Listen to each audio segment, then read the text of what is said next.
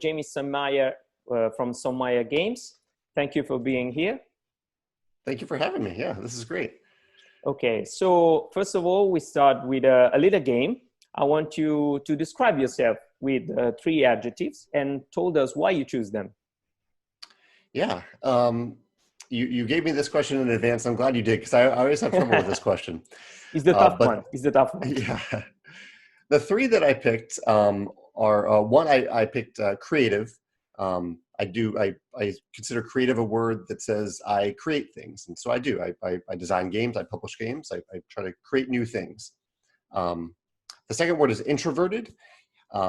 I am, there are extroverts and introverts. I'm much more introverted. I'm a social introvert in that I love playing games with people, but I love the structure that games provide for an introvert like me. Okay. And the last one is a word that I don't know if I always am, but it is something that I strive to be, and that is kind. I try to be kind to people. It's very important to me. I'm drawn to people who are kind to others, are generous and kind to others, and I try to take on that trait. It's not something that I always achieve, but it is something that I strive for. Well, I think this is a side of yourself that comes out from social media, so you're doing good. Oh, thank you. Second question is, everyone has a story about how the passion for board games started. So I want to know your story. Yeah, I'm pretty lucky. My parents exposed me to board games at a very young age. So early on, I was playing chess and Monopoly and Scotland Yard and Risk and a little bit of Magic and Key to the Kingdom and Milborn, just a pretty good variety of games from a young age. And then as an adult, I was brought into the hobby through Catan first, and then Agricola, and then Stone Age and Fresco and Dominion, and they kind of steamrolled from there. Now I've played hundreds and hundreds of games, but that was how I got into the hobby as an adult around 10, 15 years ago. And why did you choose to become a designer after that? While growing up, while playing all these games, I was also designing games. So from a young age, I designed my version of Monopoly or my version of Scotland Yard, things like that. And then as an adult, I realized that I still loved designing games. I just hadn't done it for a while. And I started to see games pop up on Kickstarter. And so I've always had this drive to run a business, and I had this love of games and designing games. And so I decided, I'll try to put the 2 together and just try to run a Kickstarter campaign for a game and see how it works out. And that game was Viticulture back in 2012. And so that kind of was my entry into the game industry. I see that you are a designer that loves to change type of game that you make. And so I want to know, which genre do you prefer? In the broad sense of the word, I love Euro style games, games with, high agency, lots of interesting decisions in them. I like Euro games with theme, but mechanisms are a little bit more important to me than theme. On a more narrow level, I love worker placement games.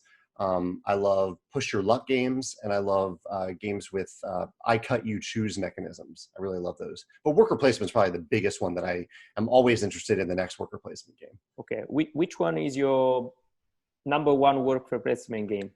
My number 1, I did a video on this a couple of years ago. It's been a while since I thought about my number 1.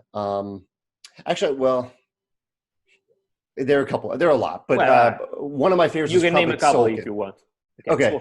My favorite heavy one is Tolkien. My favorite would be lighter one is Lords of Waterdeep. Okay. Yeah. What about you? Do you have a favorite worker placement game? Well, I think Tolkien is on the top. Yeah. But nowadays, I think it's not just a worker placement game, but I think Underwater Cities. Yeah. It's a great really one. Good. I love it. Yeah. Regarding the previous question, I want to know what type of game you love to design in the future, because you did something very different now and then. And so I want to know in the future, what's the game that you want to make in your career as a designer? Yeah, I definitely, I love to try new things with my designs. Early on, like I've mentioned worker placement here, I have several games that have worker placement where I tried to do different things with those games. but I've tried to move away from that a little bit and try some different core mechanisms. And so I have two main games that I'm working on right now. One of them is a cooperative game. So I've never designed a cooperative game before. That's an interesting challenge to me to design a cooperative game. So that's one of them. It's a cooperative adventure exploration game. Okay. And then the other one I'm working on is a deck building, bag building game. Probably bag building, maybe deck building, but probably bag building, which is another mechanism that I really love. I've tried to experiment with that mechanism, but I haven't had success with it. So I'm trying again right now and I'm having a lot of fun with that. Okay. So I love a game that is able to have mechanisms that are blend together with the setting. So is that one of your goals? But you told before that the mechanism is a focus point for you. But you love this thing in a game? I do. I really do. I mean, on many different levels. One is, as a designer, I don't even know how to design a game without a theme. When I'm in the early stages of design, when I'm brainstorming, I am thinking of whether it starts with a theme or a mechanism. I'm actively thinking, okay, if I have this theme, what is a mechanism that makes sense for that theme? Or if I have this mechanism, what is a theme that makes sense for that mechanism? I'm always going back and forth between those two. And I also just think it makes games easier to learn and remember and makes them more distinct. Like in Wingspan, one of the things that really stands out about the game that drew me to it is that each of the birds feels unique because the mechanisms on those birds matches what that bird is in real life. Yes. Like there's one bird that doesn't have its own nest. Instead, it steals birds from other nests and pretends those birds are its own. And that mechanism is in the game. So I love how I love games that have that mix of theme and mechanisms really well. Okay, so as you can see behind me, I love Tapestry. I'm a great fan of the game, but you had a lot of critics about the balance of the game. You talked about it a lot on Facebook. You made some correction about the starting set of the various things. And can you talk about the reactions and why do you think this is happening? Yeah, this is the challenge, I think, with any game with a lot of asymmetry in it. And Tapestry has 16 unique civilizations. Each one is very different than the next one. And so I kind of went into Tapestry. We play tested it a lot, but I knew once I published it, there was a decent chance that I maybe missed something in playtesting. And so I put in the rulebook, and you've seen this in the last page of the rulebook. It says, if you play this game, report which civilization you won with and tell us your winning score. So we have a form on our website where you can report that, because I wanted to have the chance to fix anything if I did miss anything. And clearly I did. I mean, there are some factions that are some civilizations that are stronger than others and some that are weaker than others. And so this data kind of makes this a living game, and that these civilizations can be adjusted over time.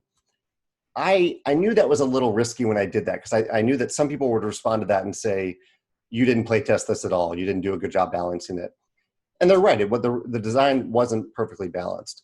But that was kind of, I kind of knew that. I knew that no matter how much we play tested it, it wouldn't ever be 100% right compared to having thousands and thousands of people play test it.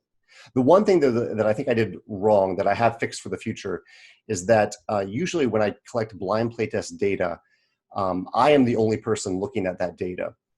And over the last few months, I've brought someone else in, someone who started analyzing all that data from Tapestry, someone whose career is a data analyst. And he now looks at that data as well and finds a bunch of stuff that I don't even see in that data, because it's his expertise to look at that data. So that's been my main response, that even though I think our playtesting system is fine, even though I think I'm a pretty decent developer, I think we needed a good data analyst, and we now have that.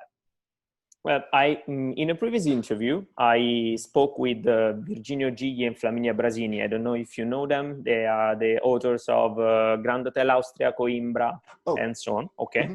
Yeah, and they told me that they work in a group with other authors, like Tommaso Battista from Barrage, and it's here. So, okay. And they play test together. So everyone sees something different and new, and they do the play testing between each other. Do you have other designers that work with you on the playtesting level? That's a good question. Not often, no. Okay. Most of the people that I play test with locally they're gamers. They play a lot of games. A few of them have designed a little bit, but it's not a big part of their career. So it would be interesting to bring in some more of those perspectives. Yeah. Okay. So you are one of the designers that is more present on social media, as we talked about before. I love your video that you make about game mechanism. And so Thanks. I want to know how the idea to do these videos started. Well, for a while, I've had an outlet for sharing information with people, and that has been my company blog. And so I write a lot about Kickstarter and running a business and entrepreneurship on that blog. You made also a book about it. I made a book. Yeah, I have a book about crowdfunding. Yeah. But after doing that for a couple of years, I realized that I was really missing talking about game design specifically, and the blog wasn't the right place for that. And so I thought, okay, I'll try one of these, there's many different forms of social media. I'll pick YouTube. And so I started talking about my favorite mechanisms in games. And at first I wasn't exactly sure how I wanted to approach it, but I didn't want to review games. I don't want to be a reviewer. All of these people who design games are my peers. They're friends in the industry. Yeah, makes sense. And so I wanted to talk about my favorite thing about these games. I wanted to share something positive about them, something that other designers can learn from and notice and use in unique ways. Yeah. Well, the thing that I like about it is that every time you talk about a mechanism, you try to take it and see, with this, I can do another thing that is similar, but it changed drastically the mechanism, and it's amazing. It's thoughtful. So now it's a personal question, because on April 2018, you made a post on Instagram about the cover of Red Rising game. And since that, I read the series. I'm a great fan about it. And I want to know, is this coming? Is something that you're talking with someone to make the game, or is a no-go? Yeah, I mean, as you know, Red Rising is one of my favorite book series of all times. Yeah, you saw the video you're referencing is one where I talked about intellectual properties that I was really excited about, that I wish I could design a game in that world. And Red Rising was at the top of that list. I am still hopeful that something will happen there. It's been an interesting journey I've gotten to talk with the author a few times and work on different versions of the game. I think there's actually a pretty good chance that something will happen, but I don't know exactly when. Okay. Yeah. So now I want to know, if you could choose one board game designer to work with, who would you choose? This is a tough one. It is a tough one. If you asked me this a few years ago, I would have said Uwe Rosenberg. I love Uwe Rosenberg, but I did actually get to work with him a little bit on one of the Viticulture expansions. Yeah, more visitors. Yeah. So I won't say him, even though I would gladly work with him again. But I love Rob Daviau, the guy who started the legacy genre and now works for Restoration Games. He's a really nice guy. He's fascinating to listen to, and he has such a vast experience in game design. I think it'd just be fun to work with him. Do you have a favorite game from him that you enjoy? Rob Daviau, not really, because I'm not how can I say it? I'm not a co-op guy. So it does do a lot of co-op. Yeah, I'm a Eurogame style fan, and I love sometimes some American games, but I'm more a Euro fan. If I have to choose one, I think I'll go with Simone Luciani, the Tolkien author, because every game he makes with Cranium Creation now, because he's the lead designer there, is fantastic. I love him. Yeah, he's amazing. Yeah, I agree. And so, which project are you working on right now? Right now, what's coming up? What's coming up? Well, I have those two games I mentioned that I'm working on. Those are probably 2021, maybe 22. We do have one new game being released in this year in a few months, and I'll start talking about that in detail in about a month. So I don't want to spoil anything for that, but we do have a new game that is almost finished with production that I'm really excited about. And I just announced that this is something that I planned, but we decided to put all the Scythe rules into one big rule book that includes, all the different questions that have ever been asked about the rules in Scythe. Every little card is answered in this. So it's not a big product, but it's a big rule book that we're going to release to help people who want all those different Scythe rule books all in one place. Okay. Can I ask you something? Is the thing that I love about Stegmaier is that you started doing this thing that I think it's perfect for the board game industry. So your games come in every language that you work with, so in Italian, German, at the same time. And I think this is the right way to do games nowadays. Can you tell us more about this thing?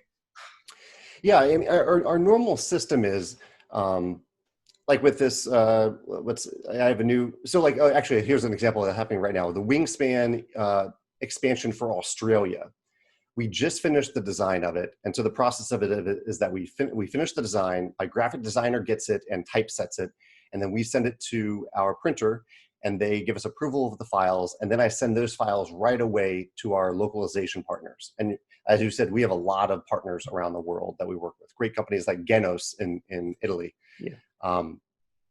And so I finished the English version first because I want to make sure it's perfect for everyone who has to translate those files. And then I send it to all of our localization partners.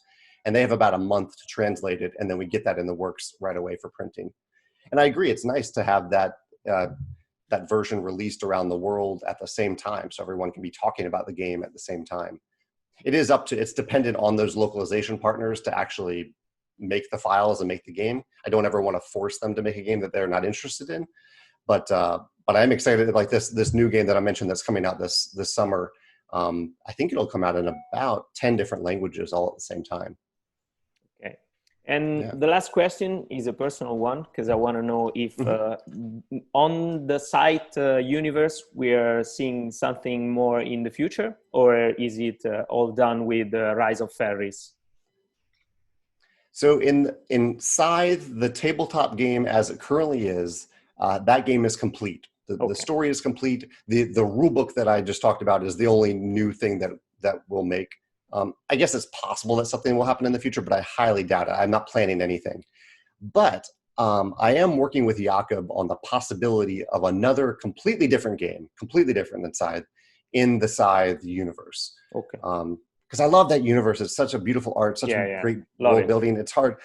I needed to take a little bit of a break from it as a designer, but now I'm excited to come back to it and maybe make something in that world. Okay. So, Jamey, thank you very much for being a guest tonight. You were wonderful. And so hope to see you here in Italy sometimes in the future. I'm actually, we were planning to come this year until something got in the way. But I think next year for Lucca, is that a game convention there? Am I saying that right? Lucca? Alfredo and Anna at Genos invited me to join them at Lucca. So if the coronavirus is all better next year, I think there's a very good chance I'll come to Italy. And I'd love to visit your shop. Your shop looks beautiful. So hopefully I'll get to stop by there and say hi next year. Thank you very much. So see you next year. Yeah. Sounds good. Yeah. Okay, so guys, take care. Bye. Rinnovo l'appuntamento tutte le domeniche, ore 12, canale YouTube del Quinto Elemento per Domeniche d'autore. Ciao!